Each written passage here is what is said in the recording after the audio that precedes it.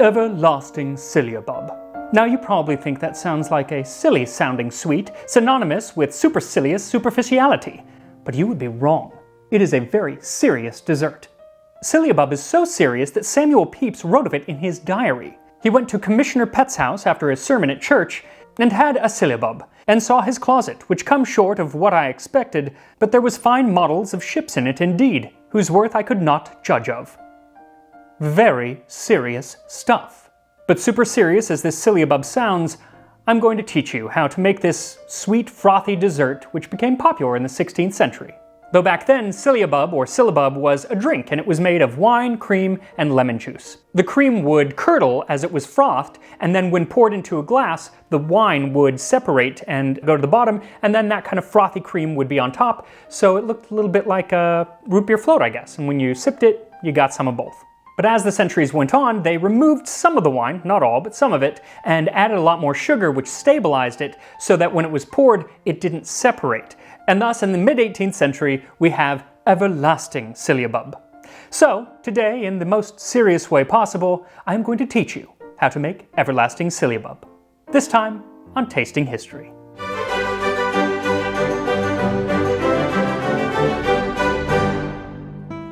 Now, one thing about this recipe is it is so easy.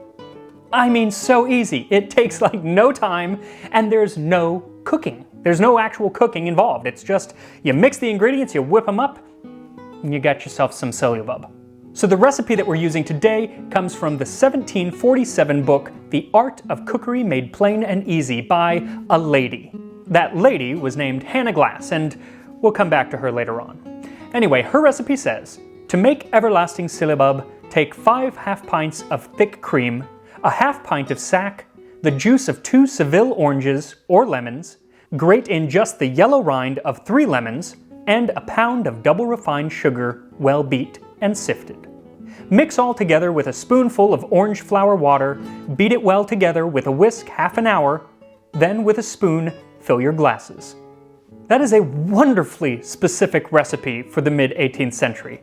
It has timing, it has every ingredient, doesn't leave anything out, which they often do, and it has exact measurements. It's unbelievable for the time that it comes from.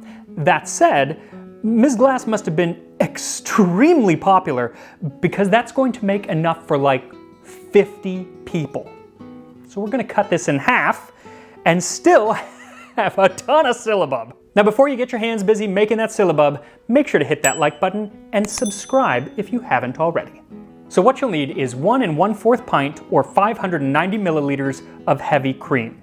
Now that conversion is done off of the US pint because that was actually closer to what would have been used in England in the mid-18th century. They switched to the imperial pint later on, but this was the British pint, which is pretty much the same as the US pint. 1/2 pint or 120 milliliters of sack. Now you're probably not going to be able to find sack wine. Sack referred to a whole host of different wines that were somewhat sweet, usually a lighter dessert wine.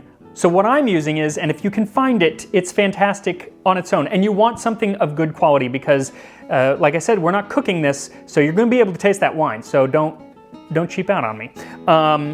White port is amazing. Not always the easiest thing to find, but you could also use a drier Riesling, nothing too sweet, or even a sherry will work. Mid-level sweet. Anyway, but if you haven't tried white port, get some white port because it's awesome.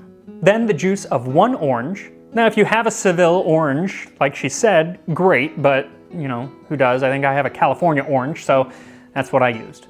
And it was really quite nice. The zest of 1 large lemon or 2 small lemons. So if you're using like a Meyer lemon, which would be perfect, you'll probably want 2 because they're a little bit smaller, but it's kind of up to you. 1/2 pound or 227 grams of powdered sugar, and 1 teaspoon of orange-flower water. Now you're going to be tempted to use more than a teaspoon, and you can use maybe a little bit more, but orange-flower water, as nice and light as it sounds, it's actually quite bitter, so you don't want to use too much of it. Now before we start, I want to point out that Ms. Glasse says that you're going to be whipping this syllabub by hand for a half hour. They usually would have used like a birch whisk. And, you know, be my guest, have at it. But there is no shame in using a machine, an electric mixer, because just a few years after publishing her book, a Dr. Stephen Hales invented a machine that made things go a lot faster, specifically for syllabub. It was a tube of tin with a box of the same at the lower end of it that is full of small holes.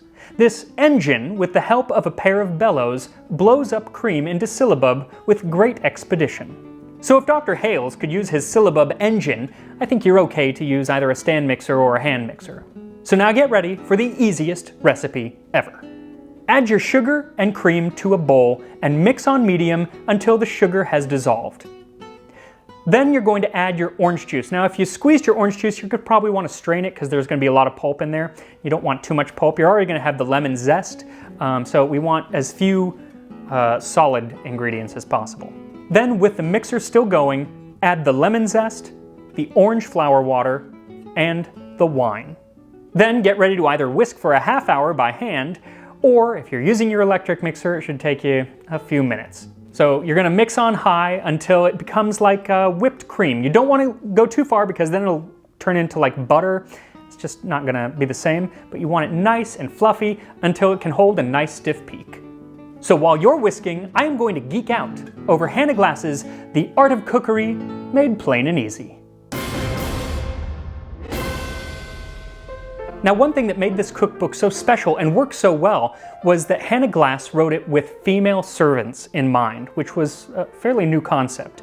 And I'm sure she didn't mean it in a condescending way, but I'm kind of in love with one of her opening statements about why she wrote the book the way that she did. She says, "To the reader, if I have not wrote in the high, polite style, I hope I shall be forgiven, for my intention is to instruct the lower sort, and therefore must treat them in their own way.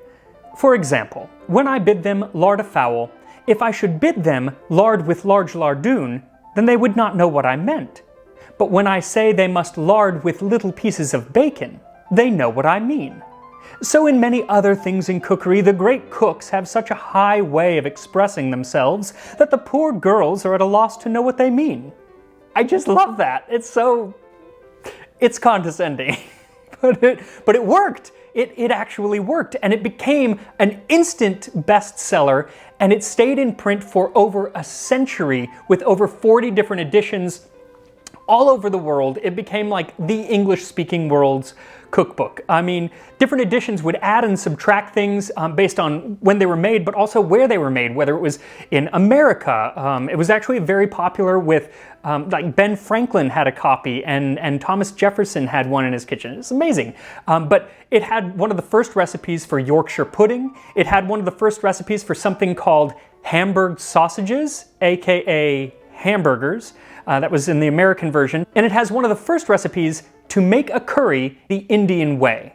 I mean, that's kind of a staple of English cuisine now. You can get Indian-style curry pretty much everywhere.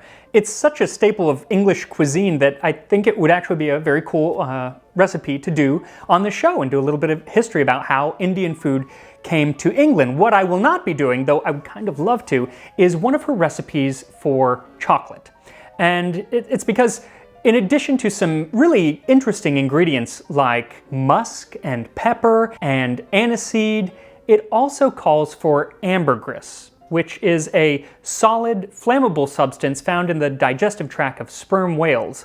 And I have called every Trader Joe's in town and no sperm whale ambergris, so wah wah. But sperm whale innards aside, the book was a watershed for the home cook.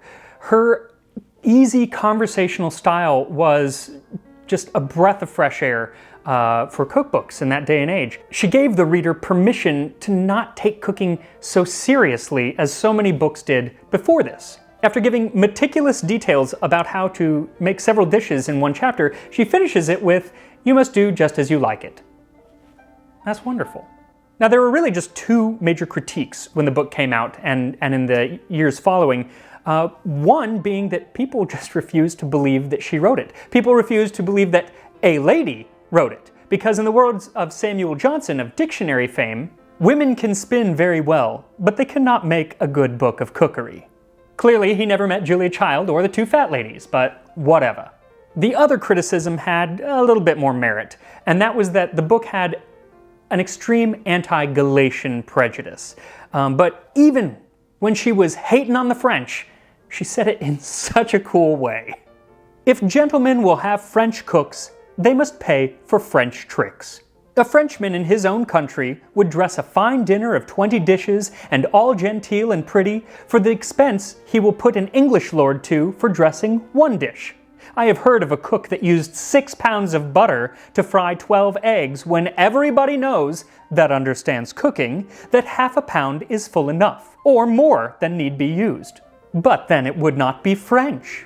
So much is the blind folly of this age that they would rather be imposed on by a French booby than give encouragement to a good English cook.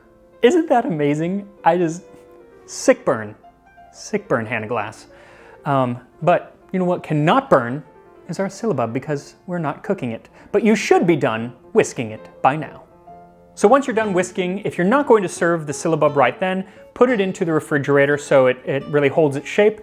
Otherwise, if you are going to serve it right then, just spoon it into a glass as Miss Hannah says. And really any glass is going to work for this. Back in the day, they had special syllabub glasses, tall and fancy, but I don't have those, so I'm just using a little martini glass, but you can use whatever you have. Wine glass works. Yeah. Okay, here we go. I'm super excited. It is beautiful. It just looks so fluffy and wonderful. And you know, you can I garnished it because I'm fancy with a little orange rind and some mint, but you don't need a garnish. You can garnish it with whatever you want.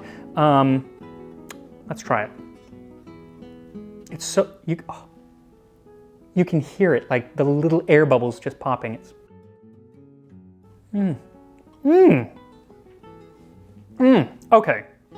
Okay. This, if you're not making this, shame on you. It is hot out. It is summer. This is like, it's so light and fluffy, and you can really taste the orange. And that's why you definitely don't want to do too much of that orange-flower water, but it's there, but you can also taste the wine, and it's just so soft, and this would actually go really well also like on some berries or another dessert. Oh, you could actually put it onto like some pie or cake that doesn't have a very strong flavor, like even just like a chocolate cake, very like a neutral chocolate cake. Put some of this on top, like an orange chocolate cake. That's, Make this. If you're not making this, no excuses. This was the easiest recipe ever. No excuses. Go make this, hit the like button, subscribe, and I will see you next time on Tasting History.